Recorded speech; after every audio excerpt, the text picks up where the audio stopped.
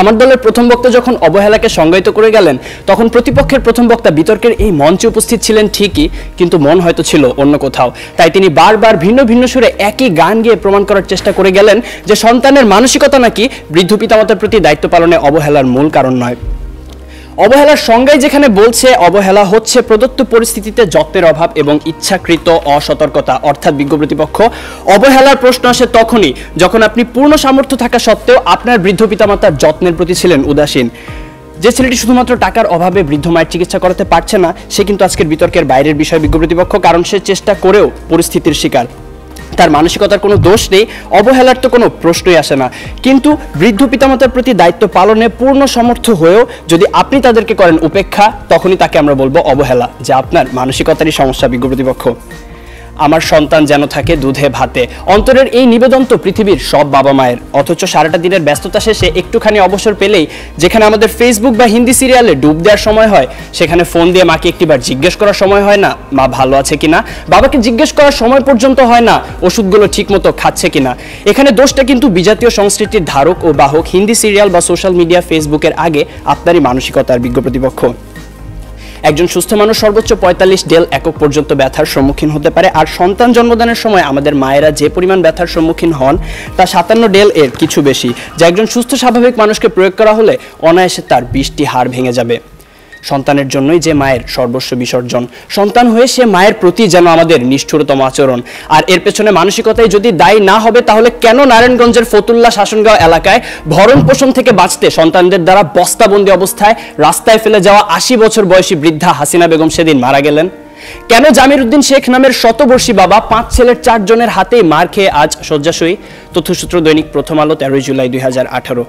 পত্রিকায় প্রকাশিত এমন হাজারো হতভাগ্য হাসিনা বেগম বা জামির উদ্দিন শেখের গল্প আপনাদের শোনাতে পারি, জীবনযুদ্ধে যারা হেরে গিয়েছিল। হ্যাঁ বিজ্ঞ প্রতিপক্ষ, জীবনযুদ্ধে যারা হেরে গিয়েছিল সন্তানের ঘৃণ্য মানসিকতার কাছে। এরপরও কি সন্তানের সেই পচে যাওয়া মানসিকতার চেয়ে বিভিন্ন পারিপার্শ্বিকতার অজুহাতকেই বড় করে দেখবেন? প্রশ্ন রইল বিপক্ষের দ্বিতীয় বক্তার কাছে। প্রতিপক্ষের প্রথম বক্তা বলে গেলেন যে সন্তানেরা নাকি এখন সময়ই পাচ্ছে না তার বাবা মার সাথে ব্যয় করার, অর্থাৎ ব্যস্ততার কারণে তারা সময় দিতে পারছে না তাদের বাবা মাকে। আসলে সত্যি কথা বলতে জানেন কি বিজ্ঞ প্রতিপক্ষ, এই পৃথিবীতে সময়ের অভাব বলে কিছু নেই, সবকিছুই নির্ভর করে আপনার প্রাধান্যের উপর। তাই দিন শেষে আপনার প্রাধান্য যদি পিতামাতা না হয়ে হয় ডিজনি প্লাস বা নেটফ্লিক্স, মানসিকতার দিকে আঙুল তো উঠবেই। মাননীয় সভাপতি প্রতিপক্ষের প্রথম বক্তার বক্তব্য থেকে এটাই পরিষ্কার যে তারা মানসিকতা নয়, বরং সন্তানের সুশিক্ষার অভাবকেই দায়ী করে গেলেন, যার কারণে প্রভাবিত হচ্ছে মানসিকতা। মাননীয় সভাপতি, কোনো কিছুই তো আপনা আপনি দূষিত হয় না। এখন কেউ যদি ধূমপান করে বলে যে সিগারেটে থাকা নিকোটিনের কারণে তিনি ক্যান্সারে আক্রান্ত হয়েছেন, এখানে ধূমপানের কোনো দোষ নেই, তাহলে বিষয়টি কি নিতান্তই হাস্যকর নয় বিজ্ঞ প্রতিপক্ষ?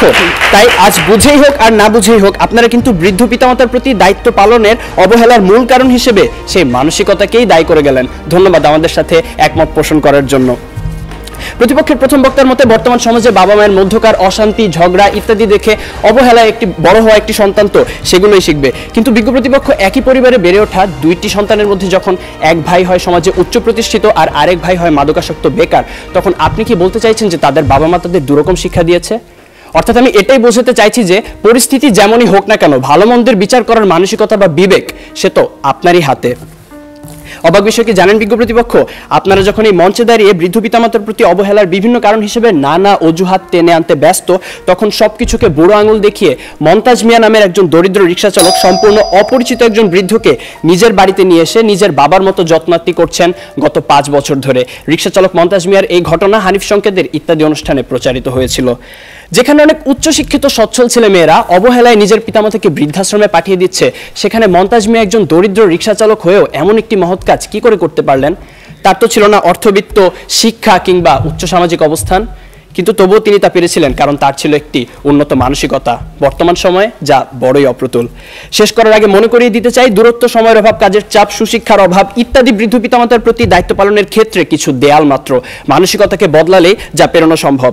বৃদ্ধ পিতামাতার প্রতি দায়িত্ব পালনের ক্ষেত্রে যদি কোনো কারণে কমতি হয় বা সন্তান অসমর্থ হয়, সেক্ষেত্রে আপনাদের দ্বারা দেখিয়ে যাওয়া যুক্তিগুলো হয়তোবা একটি কারণ, কিন্তু বৃদ্ধ পিতামাতার প্রতি দায়িত্ব পালনের ক্ষেত্রে যদি কোনো কারণে অবহেলা করা হয়, সেটা অবশ্যই সন্তানের মানসিকতারই সমস্যা বিজ্ঞ প্রতিপক্ষ।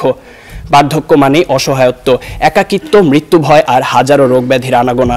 জীবনের যে সময়টায় আমাদের সবচেয়ে ভালোবাসার মানুষ বাবা মায়ের সবচেয়ে বেশি প্রয়োজন হয় আমাদের, তখন কেন আমরা আমাদের মানসিকতাকে কবর দিয়ে দূরে ঠেলে দিব তাদের? তাই বিজ্ঞ প্রতিপক্ষ, আসুন আমরা আমাদের মানসিকতাকে বদলাই। জীবনের বিনিময় হলেও যারা সন্তানের প্রতি ভালোবাসার এতটুকু কমতি হতে দেন না, সেই সোনার পিতামাতার প্রতি গভীর শ্রদ্ধা নিবেদন করেই শেষ করছি।